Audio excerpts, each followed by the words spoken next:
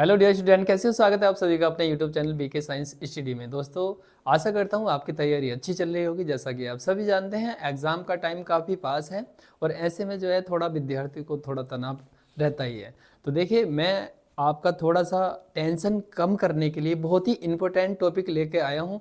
और ये हम टॉपिक आपके जब तक एग्ज़ाम नहीं होने वाला है तब तक हम साइंस के सारे ही इम्पोर्टेंट टॉपिक कवर करने वाले हैं। ठीक है, जैसे कि आज का हमारा टॉपिक रहने वाला है कूलाम का नियम। कूलाम का नियम ये बहुत ही इम्पोर्टेंट है, कई बार पूछा गया है। साथियों, एग्जाम से पहले जितने भी इम्पोर्टेंट हमारी डेरिवेशन है, डेफिनेशन है, न्यूमेरिकल है, सारा ही कुछ हम करने वाले हैं। प्रीवियस ईयर का पेपर वगैरह सारे ही कुछ चीज़ें सोल्व कर लेंगे, ताकि जो हमारा फिजिक्स का डर है वो काफ़ी हद तक कम हो जाए।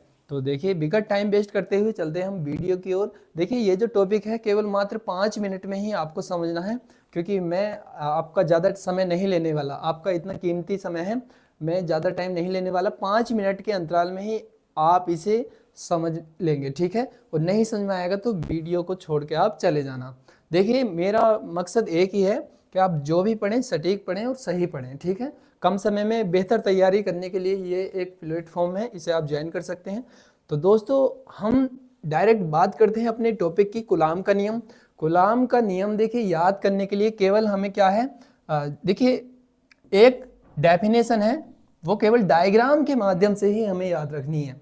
वो क्या है? मान लीजिए हमारे पास कोई दो बिंदु आवेश हैं, ये बिंदु ए है और ये बिंदु बी है, ठीक है। इस पर हमने जो चार्ज दिया है आवेश वो Q1 है और इस पर जो चार्ज है वो कितना है, Q2 है। और इन आवेश के जो बीच की दूरी है वो कितनी है, r है, ठीक है। कूलाम का नियम ये कहता है कि किन्हीं दो बिंदु आवेशों के बीच लगने वाला आकर्षण या प्रतिकर्षण बल, ये जो आवेश है इनके गुणनफल के अनुक्रमानुपाती तथा ये जो दूरी है r के वर्ग के व्युत्क्रमानुपाती होता है, ठीक है। देखिए, हम लिख लेते हैं, थोड़ा लिख के और थोड़ा अच्छे से समझ में आ जाएगा। मैं यहाँ पर इसकी डेफिनेशन लिख देता हूँ, थोड़ा सा आपको डायग्राम के अकॉर्डिंग क्या लिखना है, ठीक है। आपको लिखना है किन्हीं दो बिंदु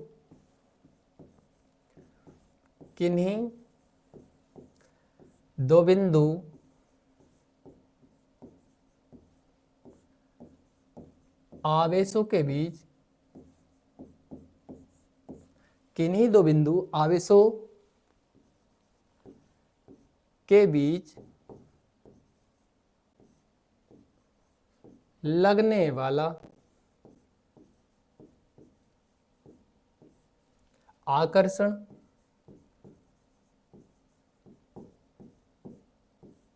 या प्रतिकर्षण। अभी मैं बताऊंगा ये होता क्या है।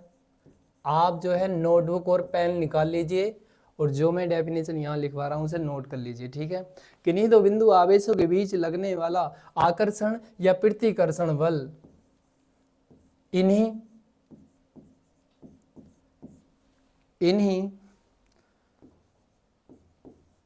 दो बिंदु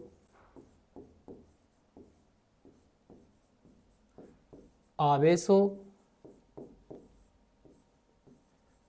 के गुणनफल के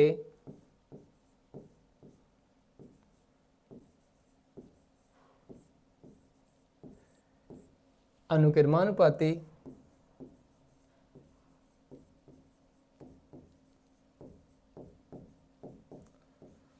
तथा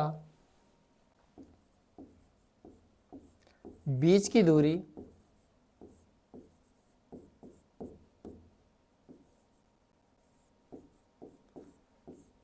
r के, ठीक है, वर्ग के व्युत्क्रमानुपाती होता है।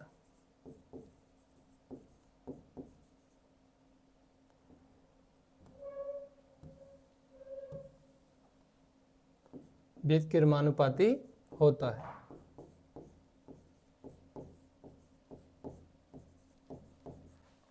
आप देखिए, इसे और अच्छे से समझ लेंगे, ठीक है। देखिए, हमें पढ़ना है किन्हीं दो बिंदु आवेशों के बीच। जैसे मान लीजिए हमारे पास जो दो बिंदु आवेश हैं, किन्हीं दो बिंदु आवेशों के बीच लगने वाला आकर्षण या प्रतिकर्षण बल। देखिए, जो आपके पास जो आवेश दिए हैं ये, ठीक है, मैं थोड़ा और अच्छे से यहाँ पर लिख देता हूँ, बता देता हूँ आपको, ठीक है। ये जो हमारे पास जो आवेश दिए हैं ये ऐसे समझिए, ये Q1 था और ये कितना था, Q2। देखिए यहाँ इनके बीच जो बल लगने वाला है, ये बल आकर्षण भी हो सकता है या प्रतिकर्षण भी हो सकता है, ठीक है। और इनकी जो डिस्टेंस है वो कितनी है, आवेशों की r है। तो देखिए आकर्षण बल क्या होता है, हम इसमें बात चल रही थी आकर्षण बल की, यानी किन्हीं दो बिंदु आवेशों के बीच लगने वाला आकर्षण या प्रतिकर्षण बल। आकर्षण बल देखिए वो होता है जब आप बचपन में जो है छोटे बच्चे होंगे रहे होंगे, जो कक्षा 3-4 के जब छात्र होंगे, तो जब दो आप मैग्नेट लेते थे, दो चुंबक लेते थे, तो आपने देखा होगा दोनों को जब आपस में एक बार मिलाते थे तो एकदम चिपक जाती थी, ठीक है। एक कंडीशन ऐसी ही होती थी, जब आप उसे थोड़ा उसका सिरा उल्ट देते थे, पलट देते थे, तो आप कितना भी मिलाओ वो आगे पीछे हो जाती थी, ठीक है। ऐसा करके देख लेना। और बहुत से बच्चे ऐसे क्या करते थे, नोटबुक पे लेके जो है एक चुंबक को दूसरे को पीछे से लेके उसे भजाते थे। तो आकर्षण का मतलब वो होता है जहाँ पर हमारे विपरीत साइन होंगे, ठीक है, जहाँ पर हमारे विपरीत साइन होते हैं प्लस माइनस, वो होता है हमारा आकर्षण, आकर्षण बल वहाँ उत्पन्न होता है, ठीक है। और जहाँ पर सेम चार्ज रहता है, जैसे माइनस माइनस या प्लस प्लस, वहाँ पर जो बल उत्पन्न होगा वो होगा हमारा प्रतिकर्षण बल, ठीक है। ये था बस इसमें आकर्षण और प्रतिकर्षण बल का। अब हम अपने टॉपिक को समझते हैं, ठीक है। जैसा कि हमने डेफिनेशन में पढ़ा है, चित्र के माध्यम से समझा था कि किन्हीं दो बिंदु आवेशों के बीच लगने वाला आकर्षण या प्रतिकर्षण बल उन्हीं दो बिंदु आवेशों के गुणनफल के अनुक्रमानुपाती तथा बीच की दूरी r के वर्ग के व्युत्क्रमानुपाती होता है। आपको कुछ नहीं करना, ठीक। F ये प्रोपोर्शनल हो जाएगा, यहाँ हो जाएगा Q1 Q2 upon R।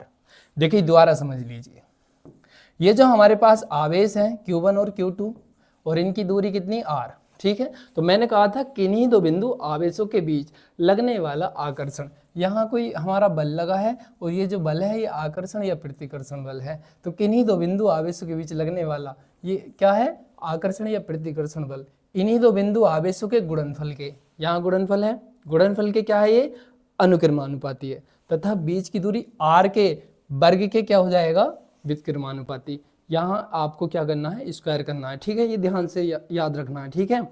F proportional Q1 Q2 upon R square हो जाएगा। तो F अनुक्रमानुपाती Q1 Q2 हो जाएगा और व्युत्क्रमानुपाती क्या हो जाएगा, R स्क्वायर। अब देखिए जब ये हम साइन हम इसे एक्सचेंज करते हैं, हटाते हैं, एक कांस्टेंट ले लेते हैं, क्या ले लेते हैं, K ले लेते हैं यहाँ पर, और ये हो जाएगा हमारा क्या, Q1 Q2 upon R square, ठीक है। आपको जो K की जो वैल्यू है वो याद रखनी है, ठीक है। K की वैल्यू आपको याद रखनी है, इम्पोर्टेंट है ये होता है। K का जो मान होता है, K का मान आप जो है यहाँ याद रखेंगे। जो K होता है, K बराबर होता है हमारा 1/4 पाई एप्सिलॉन नॉट, ठीक है। इसकी भी वैल्यू होती है, इसकी भी वैल्यू क्या होती है, इसकी वैल्यू होती है 9 × 10⁹ न्यूटन मीटर स्क्वायर पर कूलम स्क्वायर, ठीक है। ये चीज़ याद रखनी है। K की वैल्यू आप ये यहाँ पर भी इसे पुट कर सकते हैं। यहाँ एग्जाम में कई बार ये जो एप्सिलॉन नॉट है ना, एप्सिलॉन नॉट, जिसे हम निर्वात की वैद्युतशीलता बोल देते हैं, क्या बोल देते हैं, एप्सिलॉन नॉट को जो है निर्वात की वैद्युतशीलता, जो निर्वात होता है, निर्वात की क्या बोल देते हैं, वैद्युतशीलता, वैद्युतशीलता, ठीक है जी। देखिए कई बार इसका जो है मान भी पूछा गया विकल्प में, और इसका जो है मात्रक भी पूछा गया। तो इसका जो मात्रक होता है ना, इसी का अपोजिट होता है, यानी मात्रक हो जाएगा इसका कूलम स्क्वायर प्रति न्यूटन मीटर स्क्वायर। अगर मैं बात करूं इसकी वैल्यू की, तो इसकी जो वैल्यू हो जाएगी वो पता है कितनी हो जाएगी, इसकी जो वैल्यू होती है वो होती है 8.85 × 10⁻⁻12, और यूनिट क्या रहेगी, कूलम स्क्वायर प्रति न्यूटन मीटर स्क्वायर, ठीक है। तो मेरे भाई कूलम का नियम बहुत ही आसान है, आप ज़्यादा कुछ मत करना, केवल ये वाली चीज़ लिख के आनी है, ठीक है। अंत में देखिए जब आप ये सारा कुछ लिख देंगे, इसके बाद इसे साइड में भी आप लिख सकते हैं ऐसे एक लाइन खींच के। उसके बाद देखिए आपको क्या करना पड़ेगा मेरे भाई, जो K की वैल्यू है आप इसे या इसे दोनों में से कुछ भी रख दीजिए, ठीक है। तो हमारा फॉर्मूला बन जाएगा F बराबर 1/4 पाई एप्सिलॉन नॉट हो जाएगा, और यहाँ पर कितना हो जाएगा, Q1 Q2 upon R square, ठीक है। और जो हमारा बल होता है बल का जो मात्रक होता है आप जानते हैं क्या होता है, न्यूटन। ठीक है, इस टाइप से इतना सा करके आना है, कुछ भी नहीं करना। और आशा करता हूँ ये आपको टॉपिक समझ में आ गया होगा अच्छे से। इससे आसान तरीका कुछ नहीं है, एक बार रिवीजन कर लेना, साथ साथ निकाल के देख लेना एक बार। ठीक है, यहाँ से देखो ये चीज़ इंपॉर्टेंट है, एक होता है विद्युतशीलता, एक होता है चुंबकीयशीलता, इनमें डिफरेंट इनके मात्रक सारे अच्छे से पढ़ के जाने हैं। ठीक है, तो एक बार मेरे भाई अच्छे से कर लेना इसे। मिलते हैं और इसी के साथ अच्छे बेहतरीन टॉपिक के साथ, ठीक है, जो बोर्ड में आपको 100% आए। तो तब तक आप खुश रहिए, खुशहाल रहिए। जय हिंद।